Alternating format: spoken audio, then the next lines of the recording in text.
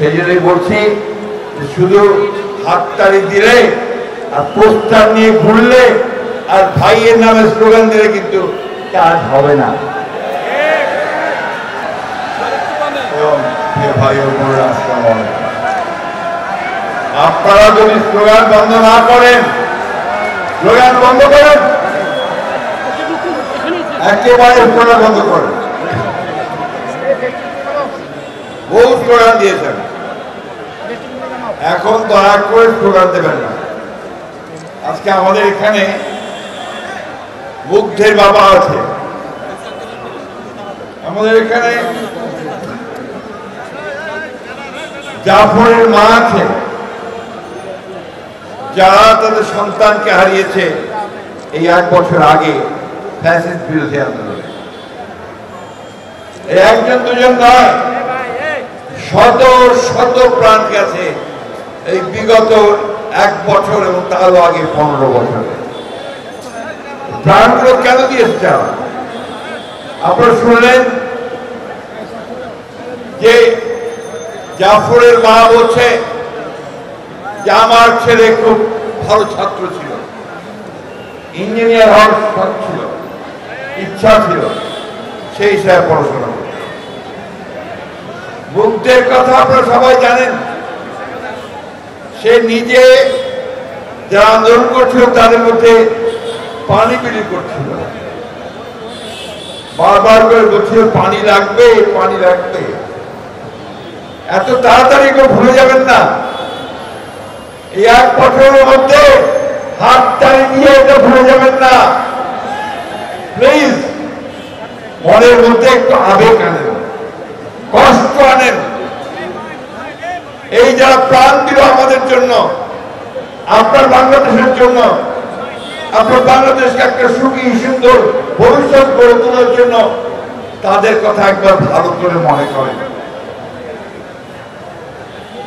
এই ভোটটা যদি আপনার ভিতরে না আসে, এই অনুভূতি যদি না আসে, তাহলে তো আপনি এই দেশের জন্য কিছু করতে পারবেন না। আর কি যতই স্লোগান দেন আর চিৎকার করেন আর পোস্টার লাগান, কোনো লাভ হবে না। একে বদলাতে হবে, এই দেশকে বদলাতে হবে। আমাদের যে সমস্ত শাসকেরা, আওয়ামী ফ্যাসিস্টেরা, হাসিনারা, যা আমাদের দেশকে ধ্বংস করেছে, তাদের প্রতি ঘৃণা তৈরি করে।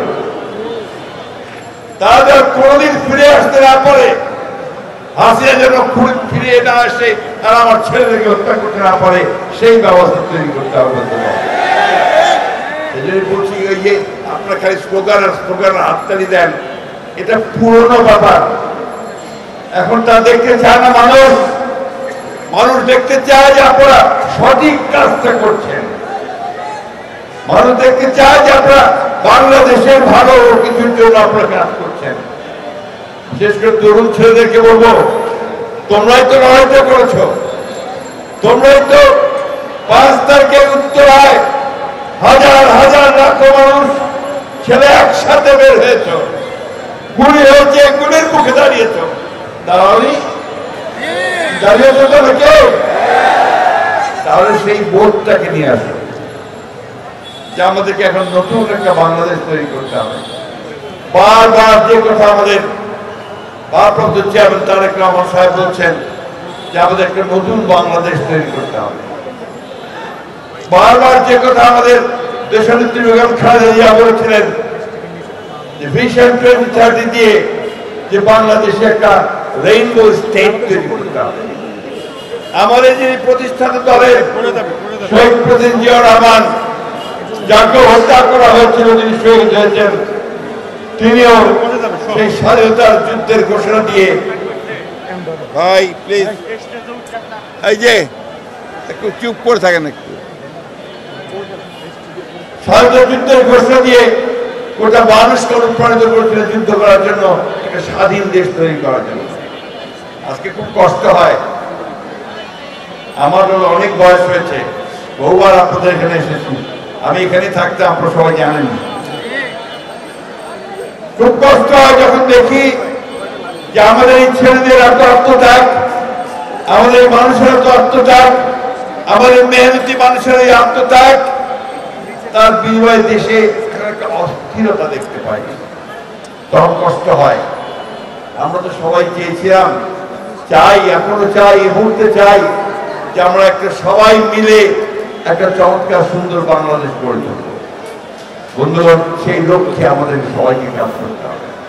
সেই জন্যই বলছি যে শুধু হাততালি দিলে আর পোস্টার নিয়ে ঘুরলে আর ভাইয়ের নামে স্লোগান দিলে কিন্তু কাজ হবে না। ভালো করে চারদিকে তাকিয়ে দেখেন,